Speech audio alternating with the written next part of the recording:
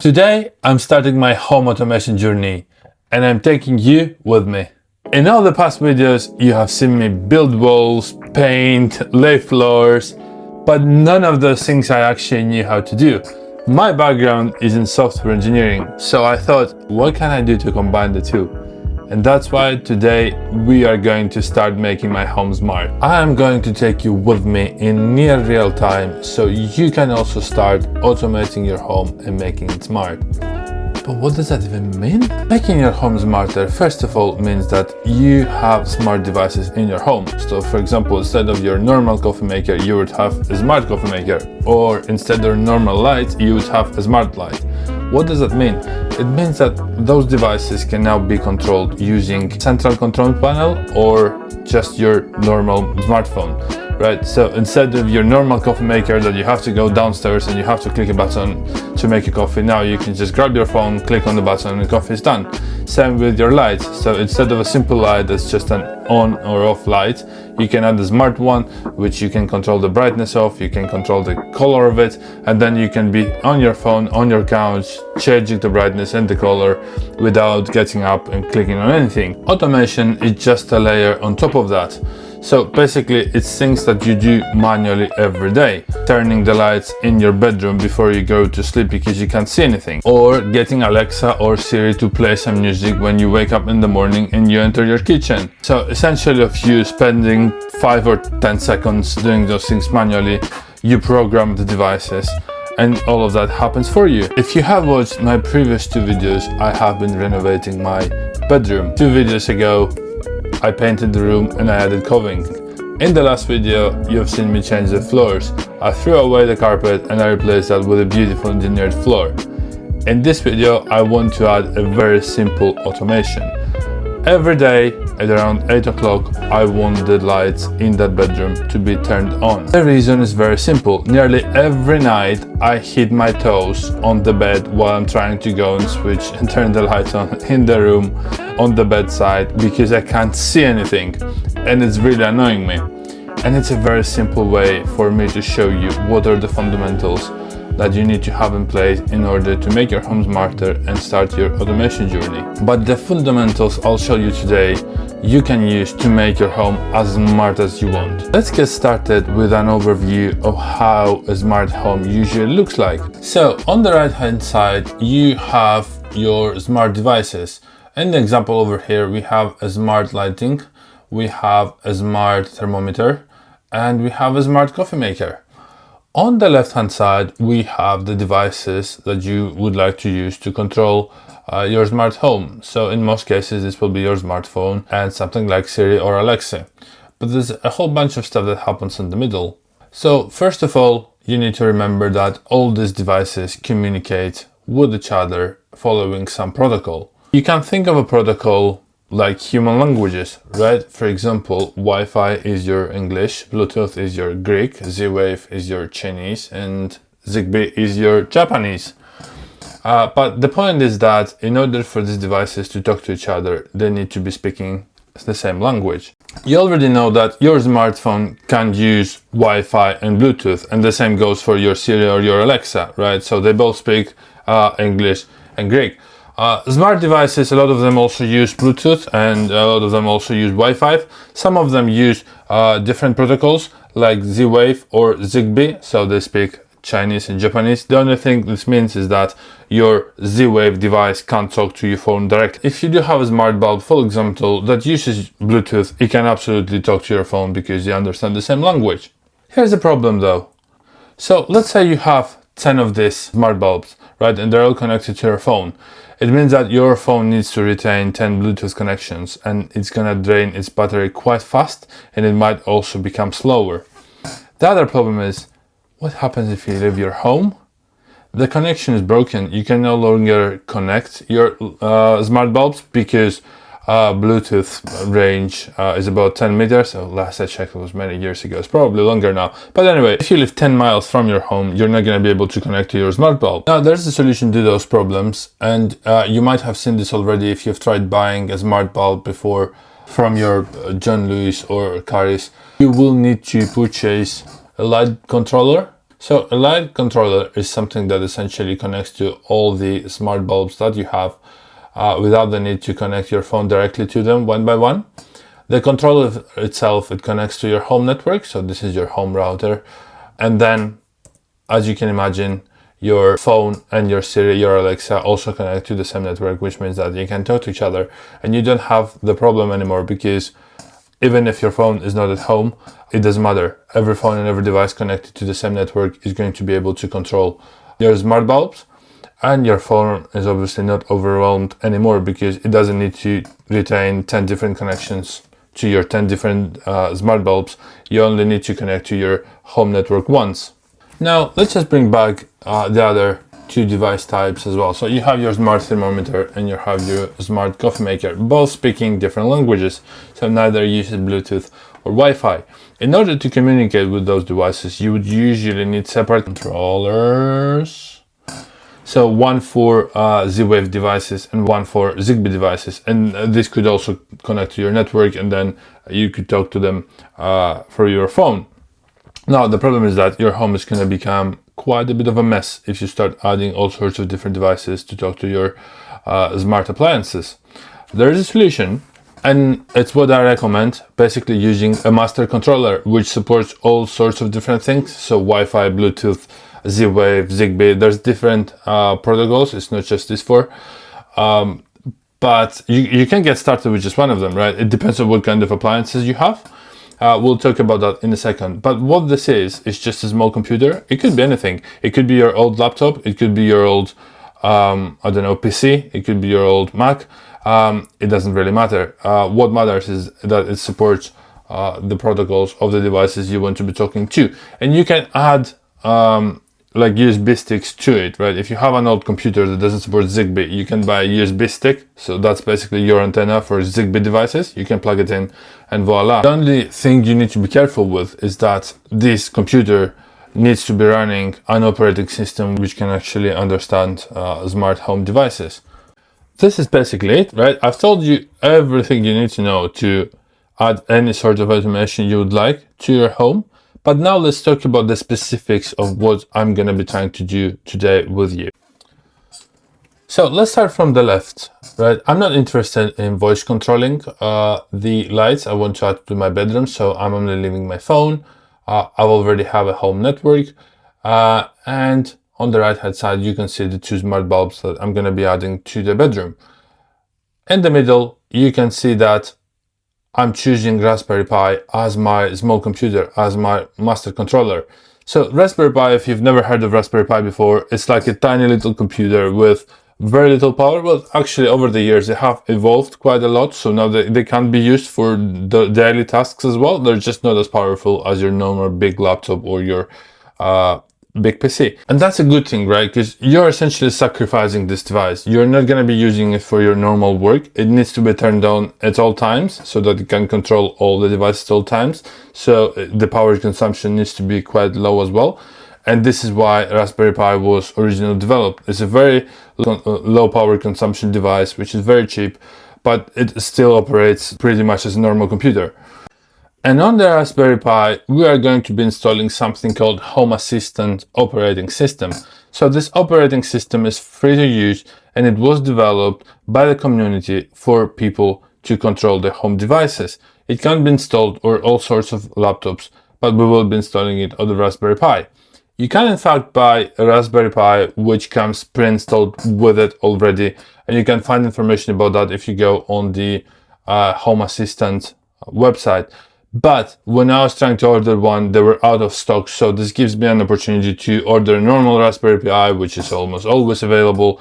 And I can show you how easy it is to actually install the Home Assistant OS on it. So you can get started without waiting for those ready-made devices to be available. So on the right-hand side, the smart bulbs that we're installing, they both support Bluetooth. So I don't need to worry about Z-Wave or Zigbee or anything like that. Raspberry Pi comes with Wi-Fi and Bluetooth out of the box. In fact, we don't even need Wi-Fi. I will be connecting this Raspberry Pi to my home network using a cable. So Wi-Fi is not necessary. The only thing you really need is Bluetooth. But full disclosure, you actually don't even need Bluetooth for the purposes today, because I'm using smart bulbs of a specific brand. And this brand does require you to install a light controller. So this light controller will be using Bluetooth to be talking to the smart bulbs. But the light controller itself also connects to the network via cable. So essentially my master controller and the light controller are both connected via the cable to the same network. So I don't really need Bluetooth or Zigbee or Z-Wave or anything like that. It's quite straightforward. But why am I doing this? Why am I using my master controller? Can I just remove that altogether and control the lights from my phone? Absolutely. The only reason I'm doing it is because I want to add an automation, right? If it was just about turning the light on or controlling the temperature of the light or the brightness or anything like that, I could just do that through my phone. I don't need to add this extra bit. But I just want to show you guys this extra layer because it gives you the ability to start creating workflows and automations using various devices. So in the future, for example, if I also add a light sensor in here, so a light sensor would go, oh, is it dark in this room? And then turn the lights on. So you would need an extra layer to create an automation workflow so you can read the signal from your light sensor and then enable the light. So let me actually show you the devices I've purchased, and at the end of the video I will do a cost summary as well. So this is the box that the Raspberry Pi comes in. Let's see, I think it's the HDMI cable, right? So this goes to the device, but you can also connect it to a monitor. I won't be doing that. I'm just gonna install it in a room downstairs, and I don't need access to it via a normal monitor. And that's because you can actually install an app on your phone or your tablet, which will then connect to the Home Assistant operating system, which runs on your Raspberry. So you can fully access it without the need to physically connect to the actual Raspberry Pi. And this is the Raspberry Pi itself. Look, it's actually tiny. I don't know what can I use to actually compare, but for example, this is my keyboard, look, and this is massive. The keyboard is massive in comparison to Raspberry Pi. So this is the Raspberry Pi 5, and I've selected 4 gigs of RAM, which made it a little bit more expensive. And the requirement for Home Assistant is actually only 1 or 2 gigs. But I thought I would future-proof myself. Basically, it was just a 10 or 15 pounds different. I can't remember exactly, but I think it's worth it to future-proof yourself. And let's unbox that. And here's the device. Look, it's so cute and tiny. I wouldn't be able to walk you through what's actually on this device, but importantly, there's an Ethernet connection, which is what we're gonna be using to connect this to our network. There's some USB ports. So what else do we have? We have a power supply, which is actually bigger than Raspberry Pi itself. Let's get rid of that.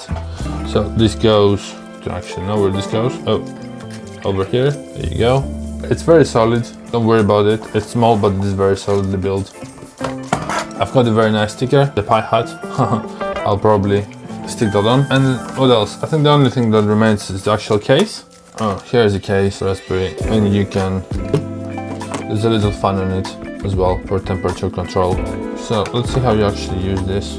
So there's heat sink. So we'll need to stick this on one of the chips. I'm not entirely sure. This is just to help temperature control, and heat dissipation is probably gonna be stuck on this one because I imagine that's your actual central processing unit. And this is double coated tissue tape. No idea what that's used for.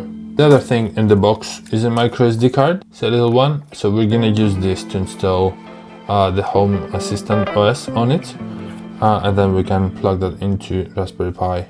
Actually find where does this go? Here, this goes right here, and that means that when I turn it on, it's gonna be running Home Assistant OS. So we've got all the pieces here. Now it's time to put the Raspberry Pi together, which is quite a simple process. So if you look at this double coated tissue tapes, so basically they just go underneath of your case, just stick right here. That's what I'm gonna do right now for each one of them. That's 1, that's 2, 3. I wish I would do it straight, but it is what it is. That's 4, that's done, right? And this goes in your case like that. There's only really one way of doing it because you've got all the ports that go up. All the ports that go this side, so you can't put it wrong. And now we've got this heat sink. As I said before, it just helps with heat dissipation, and this needs to be stuck on directly on the CPU like that. Just make sure it's placed on properly. There you go, pushing it. So as you can see on the top of the case, which is gonna go in like this, there's a little fan.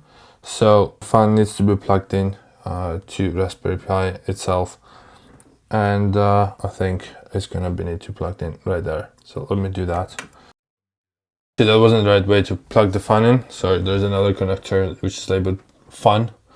I'm not sure if you can actually see that because the camera doesn't focus, but it does say fan right there. So this is where the connector needs to go. Just do that. I think that's all plugged in now. So I'm putting it back in the case right way and closing the case. That should basically be that with regards to how you set up your Raspberry Pi.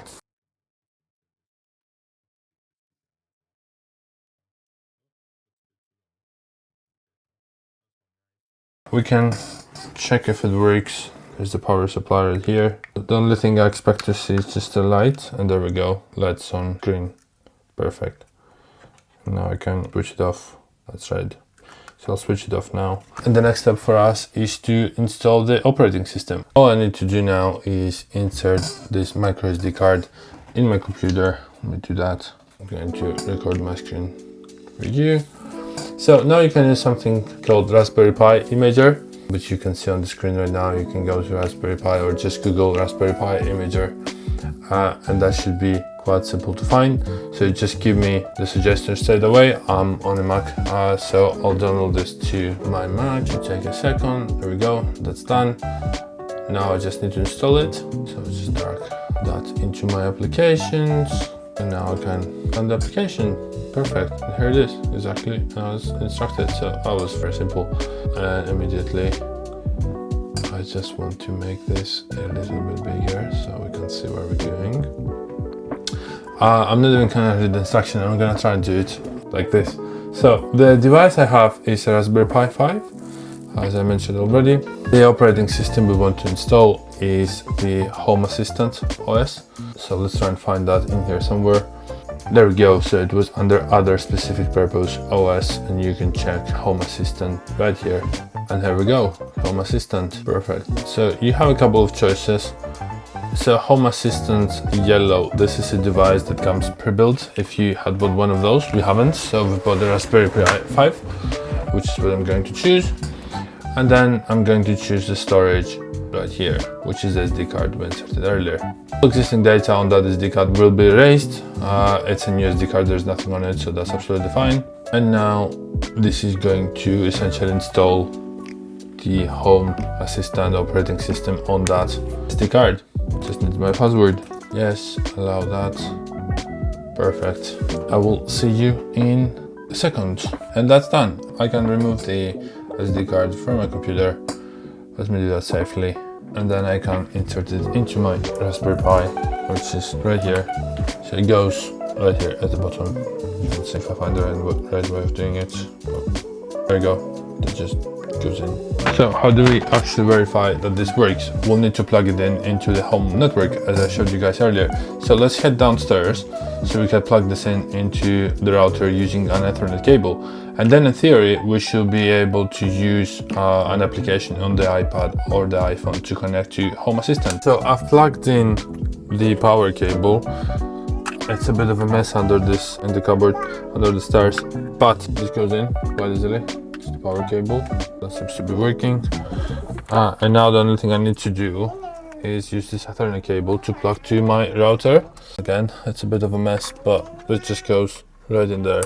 And let's put this back. There we go. That's good. And then that Ethernet cable goes right into your Raspberry Pi. That should be all good. I'm gonna leave it on the floor for now, because I need to fix this mess later on. But that's how you assemble your Raspberry Pi, install Home Assistant OS on it, and then plug it into your network.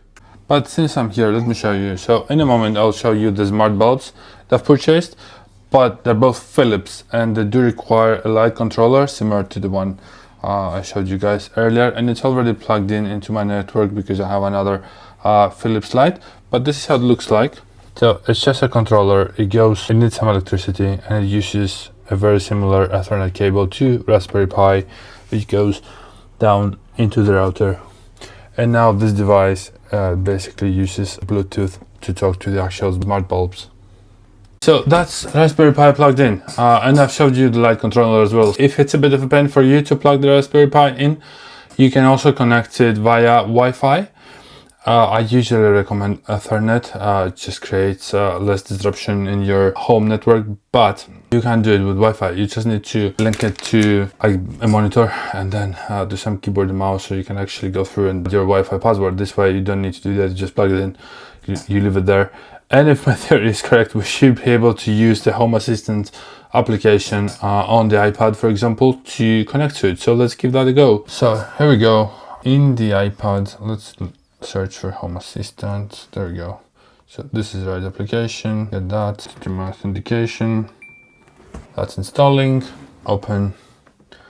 I've never done this before ever, so connect to my Home Assistant. Yes, that is correct. Should be able to just find it.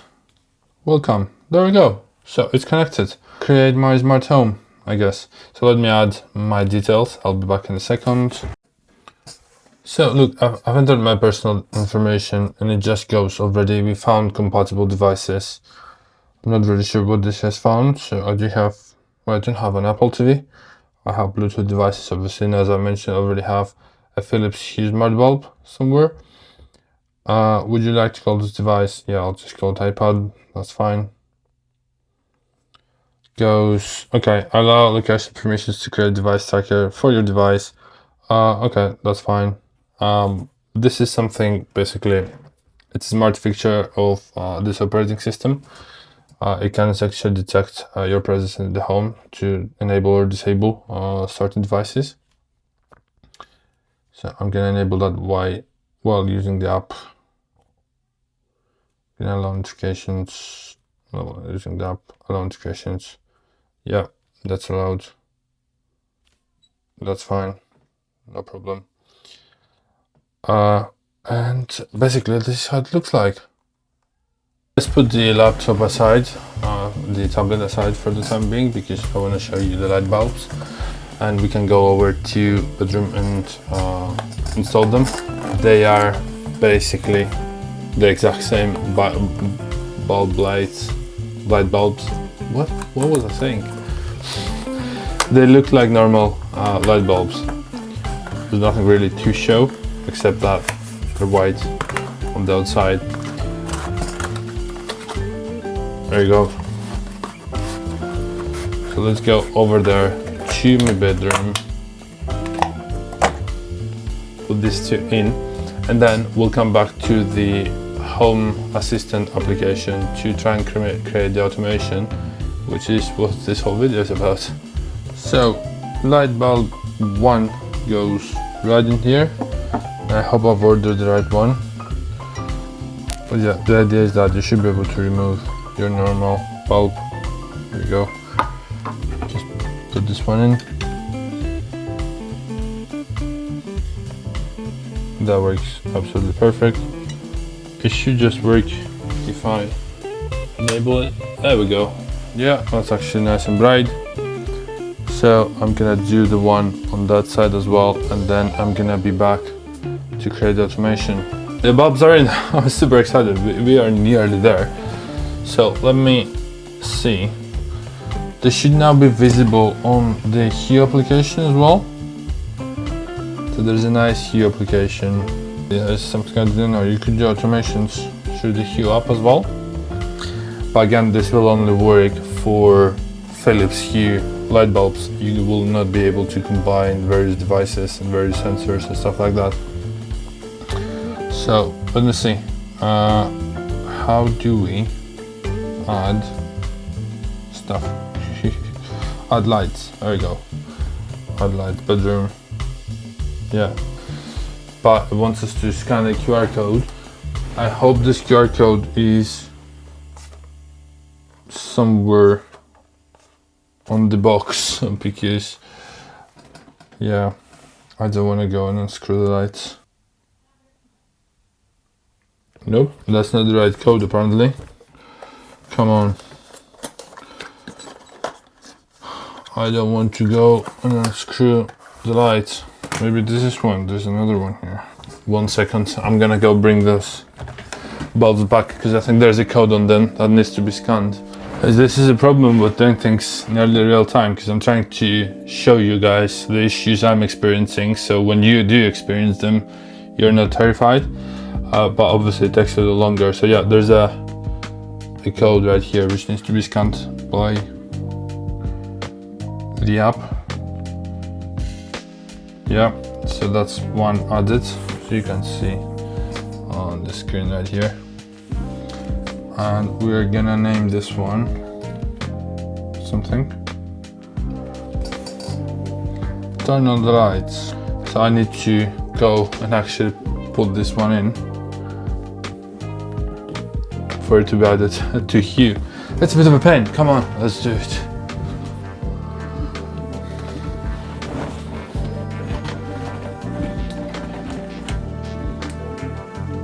Yep, that worked. Alright, perfect. Let's name it. So this one is on my side of the bed, so let's go Sergey's bedside light. Perfect. And then you have a selection: traditional lamp, floor shade, desk lamp. I'm gonna go with traditional lamp. Done. Perfect. Yeah, we'll try some of these things maybe later, but then we need to add one more to the bedroom.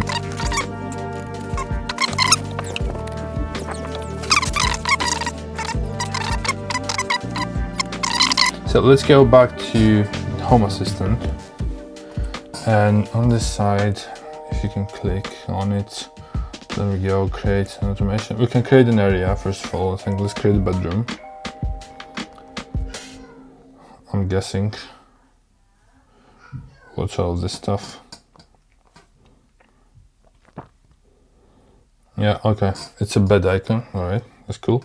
Floor. Oh, I need to add a new floor. Okay, first floor. One. Add area. Bedroom. Create. Awesome. I'm not gonna add pictures. I'm not gonna add anything. Just gonna create that. The name bedroom's already in use. Oh, is it? Okay. Then we don't need to create an area, do we? Right, we can just create an automation. Okay, I don't get it. Add device. Let's try that. So we've got a Hue device, right? Whoop, nope. Hue Philips. There we go. Philips Hue. Okay, press button on bridge to register Philips Hue with Home Assistant. So this is the light controller I showed you earlier. I'm gonna run down, press the button quickly, see if that works.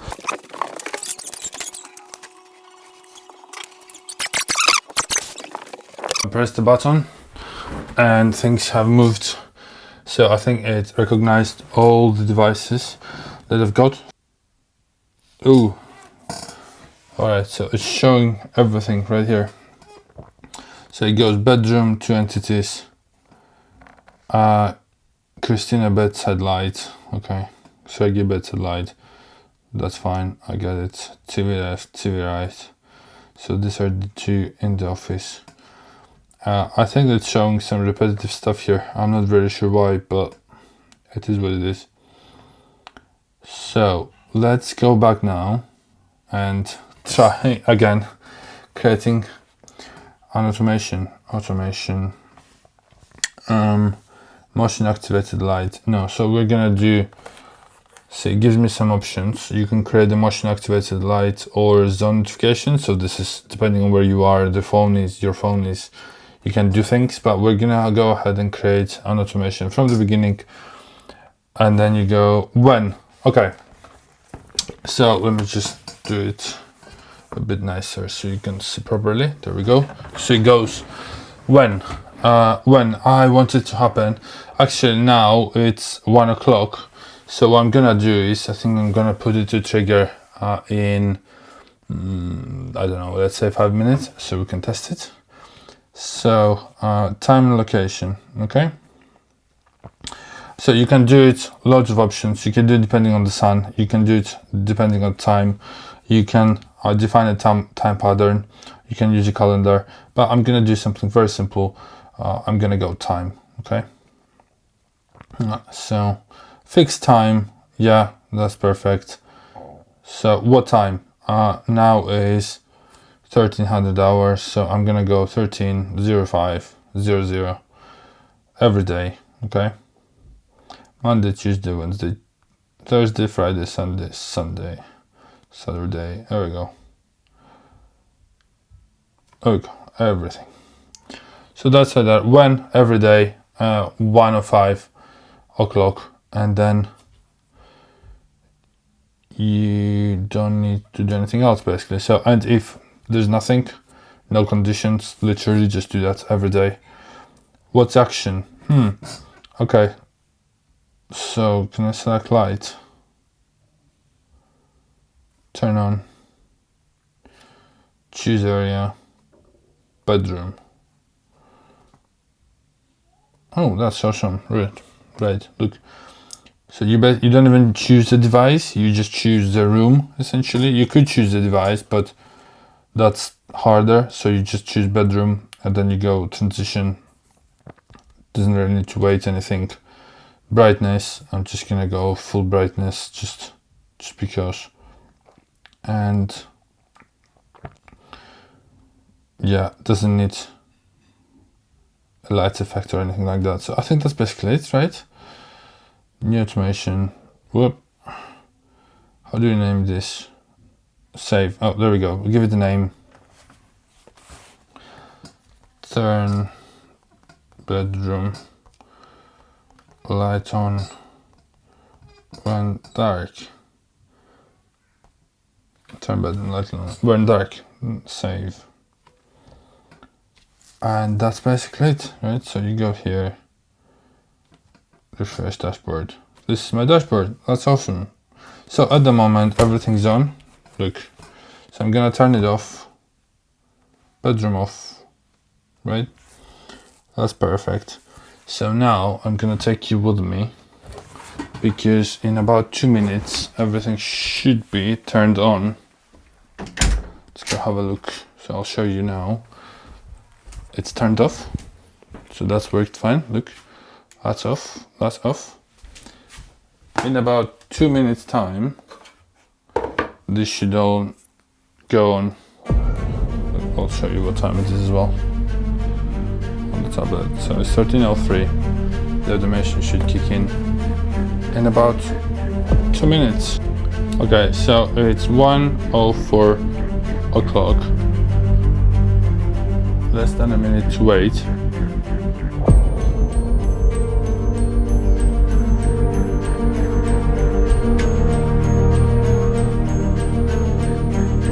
Let's see, I can hold this here so you can see the time.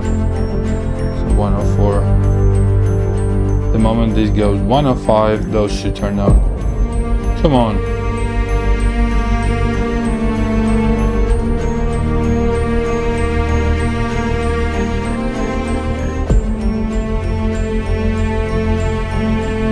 A minute is very long when you're waiting for something. Oh, there you go.